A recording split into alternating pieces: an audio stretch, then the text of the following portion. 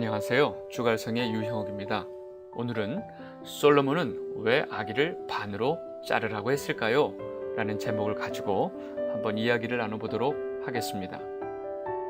솔로몬의 재판 이야기는 너무나 유명한 이야기입니다. 이 솔로몬의 재판 이야기 속에 어떤 복음이 담겨 있는지 성경을 통해서 한번 알아보도록 하겠습니다. 그럼 솔로몬은 누구인가요? 솔로몬은 이스라엘 통일 왕국의 첫 번째 왕이었던 다윗의 아들입니다. 그리고 그 다윗의 왕을 이은 이스라엘의 왕이었습니다. 솔로몬 왕 시대의 이스라엘은 하나님께서 태평을 주셨고 모든 대적을 없애주셨기 때문에 가장 번영할 수 있었습니다. 특별히 솔로몬은 하나님께로부터 지혜와 총명을 많이 받았기 때문에 그 지혜가 세상 모든 지혜보다 뛰어났다고 성경은 기록하고 있습니다. 열왕기상 4장 29절에서 30절 말씀, 하나님이 솔로몬에게 지혜와 총명을 심히 많이 주시고 또 넓은 마음을 주시되 바닷가에 모래같이 하시니 솔로몬의 지혜가 동쪽 모든 사람의 지혜와 애굽의 모든 지혜보다 뛰어난지라. 굉장히 지혜로운 사람이었습니다. 그럼 솔로몬의 재판 이야기를 한번 해보도록 하겠습니다. 솔로몬이 하나님에게 많은 백성을 재판할 수 있는 듣는 마음을 달라고 기도한 이후에 일어난 사건입니다. 한 집에 같이 살고 있던 두 창기가 같은 시기에 해산을 하고 둘 다 아들을 낳고 살고 있었습니다. 어느 날 한 여인이 자다가 자기 아들을 깔아 죽이고 옆에 있는 다른 여인의 아들과 바꿔치기 해놓고 자기 아들이라고 우기는 것입니다. 결국 두 여인이 살아있는 아기 한 명을 두고 서로 자기가 진짜 엄마라고 우기는 사건이 된 것입니다. 이 두 여인이 솔로몬 왕 앞에서 서로 자기가 엄마라고 우기고 있고 솔로몬은 이에 대한 판결을 내려야 하는 상황이 되는 것입니다. 그럼 솔로몬은 어떻게 판결을 내렸을까요? 당시에 유전자 검사도 할 수 없는 상황에서 누가 진짜 아이의 엄마인지 알아낼 수 있는 방법은 사실상 없었습니다. 이때 솔로몬 왕이 판결을 내립니다. 아이를 칼로 잘라 둘로 나누어서 두 여인에게 나눠주라고 말입니다. 이러한 왕의 판결에 한 여인이 눈물로 자기가 포기할 테니 아기를 죽이지 말라고 간청을 합니다. 다른 한 여인은 이왕 이렇게 된 거 아기를 나누라고 합니다. 이 모습을 보고 있던 솔로몬 왕이 아기를 죽이지 말고 울며 간청하는 여인이 진짜 엄마이니까 그 여인에게 아기를 주라고 판결을 내리는 것입니다. 이러한 솔로몬 재판 속에 비밀이 있습니다.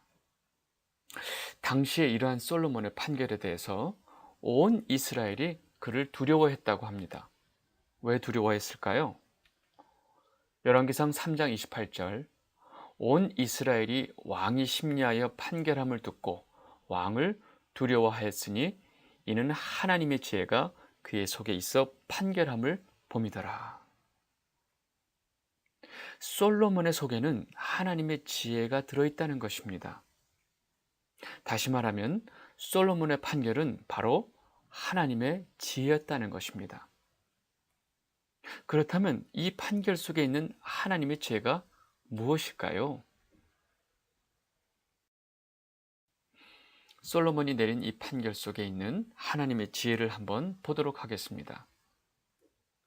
솔로몬은 아기를 칼로 쪼개서 반으로 나누라고 했습니다. 결국 아기를 죽음으로 몰아넣었던 것입니다.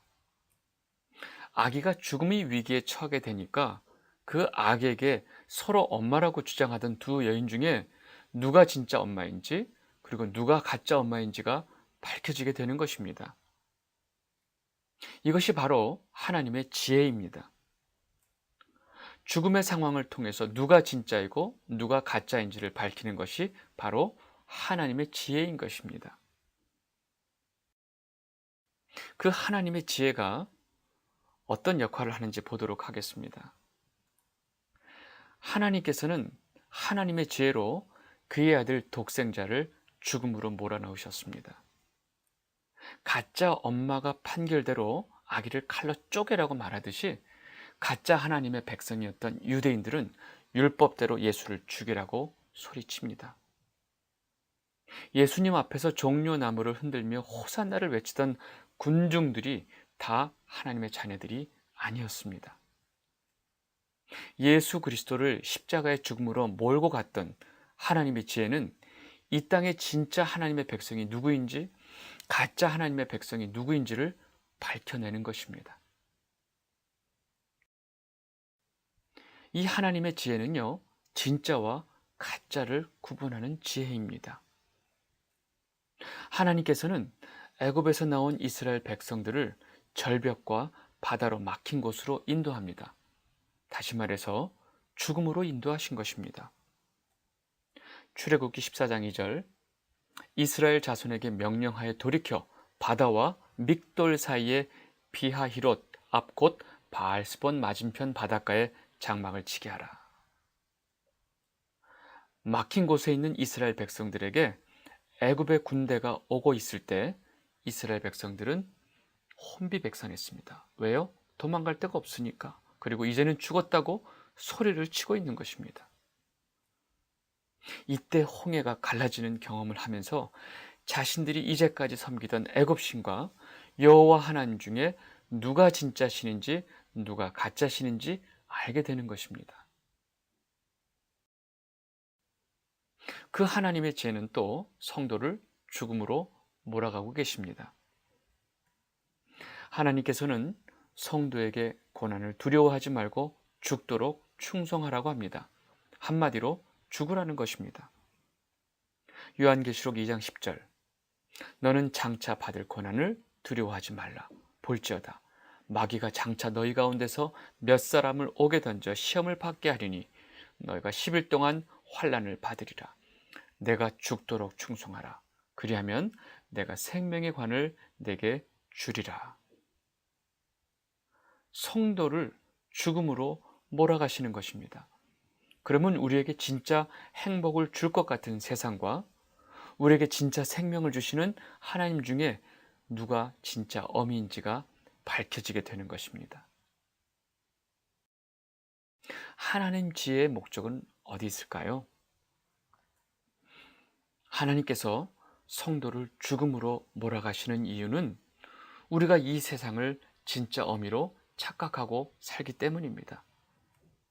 마치 우리에게 진정한 평화와 행복을 줄 것 같고 우리의 삶을 완전하게 해줄 것 같이 우리를 유혹하는 이 세상의 힘이 진짜 우리의 어미라고 우리는 믿고 있기 때문입니다. 아기가 죽음으로 내몰릴 때 그 아기의 진짜 엄마가 누구인지 밝혀지게 되는 것이 하나님의 지혜입니다. 성도가 죽음으로 내몰릴 때에 우리의 진짜 어미가 누구인지 밝혀지게 되는 것이고 우리에게 생명을 주시는 우리의 진짜 아버지가 누구인지 알게 되는 것입니다. 이제 아시겠죠? 평강의 왕이었던 솔로몬이 아기를 죽음의 자리로 내몬 것은 바로 하나님의 지혜였습니다. 성도인 우리도 바로 그 하나님의 지혜로 인해서 우리 삶 속에서 죽을 것 같은 고난과 핍박의 자리로 내몰리는 것입니다. 우리가 그 고난과 핍박의 자리로 갈 때 우리의 진짜 아버지가 이 세상이 아니고 하나님인 줄 깨닫게 되는 것입니다. 성도인 여러분을 왜 자꾸 고난과 핍박의 자리로 몰고 가시는지 그 이유를 아시겠죠? 그 상황 속에서 여러분의 진짜 아버지가 누구인지를 꼭 깨달으시기를 바랍니다. 오늘은 여기까지 하도록 하겠습니다. 앞으로 주갈성 많이 구독해 주세요. 감사합니다.